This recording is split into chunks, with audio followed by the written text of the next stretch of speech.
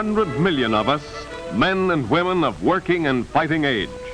To fight this war, 10 million more people must go to work by the end of 1943. Before the war, half of us worked.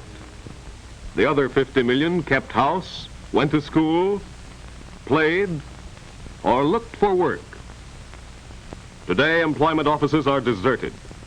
For every machinist available, for example, 22 are needed. For every riveter available, 4 are needed. Employers, faced with this crisis, pirate workers from other war plants by promising higher wages. One idle machine can halt an entire production line. Chaos exists on the labor side, too. Workers hear rumors of high-paying jobs, fail to ask what skills are required, and rush to critical areas. Uprooted, homeless, they are an added problem.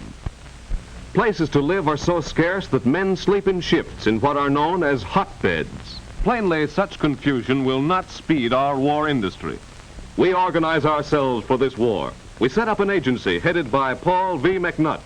One of my first steps as chairman of the War Manpower Commission was to appoint a policy committee of representatives of labor and management to help locate and solve our manpower problems.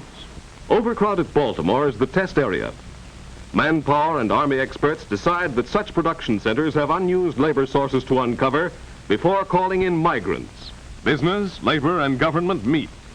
Union delegates pledge to curtail job switching among war workers. We do not want any man in the essential war industry to leave his job without first clearing through his union. If our workers are in places where they are of greatest service, that's where we want them to stay. Employers sign anti-labor pirating pledges.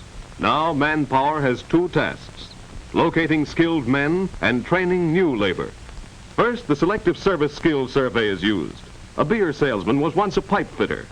I've been with this company 10 years. There's a lot of seniority to give up. Well, we'll see what can be done about it. His employer is contacted. We feel that your going into war work is the same as joining the armed forces. Your job will be waiting for you. Thank you. Now he builds ships. Guaranteed seniority on this pattern will free thousands of trained men for war jobs. A second large source of skilled ex-workers is found among storekeepers.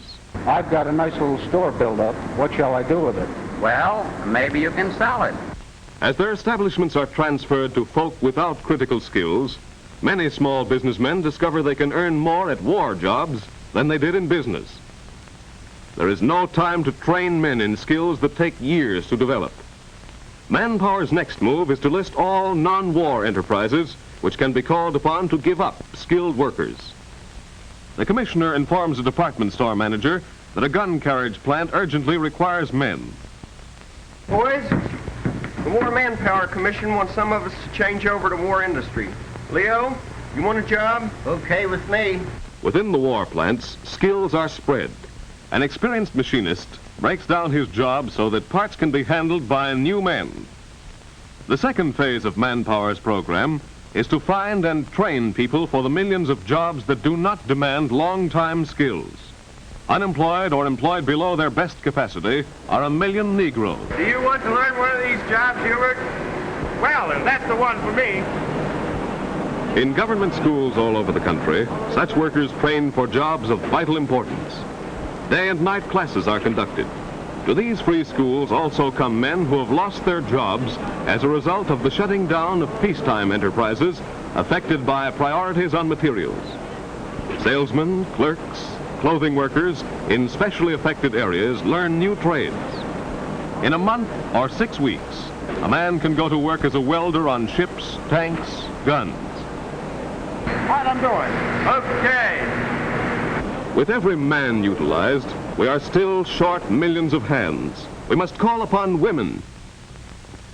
At first, women go into service jobs, releasing men for the Army and for war industries. Out of 50 million women at the beginning of the war, 10 million were working.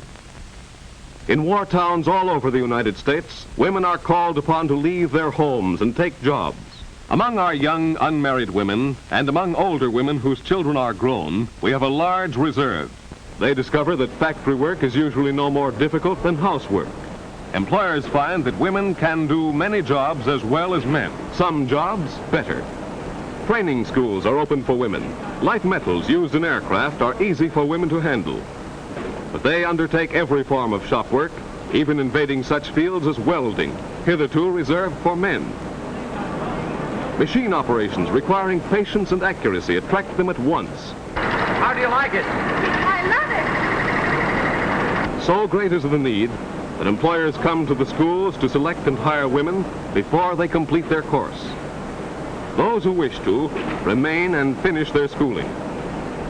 Tens of thousands of women are already at work in aircraft. More are being added as fast as they apply. This solves the breadwinning problem for many families whose men are at war.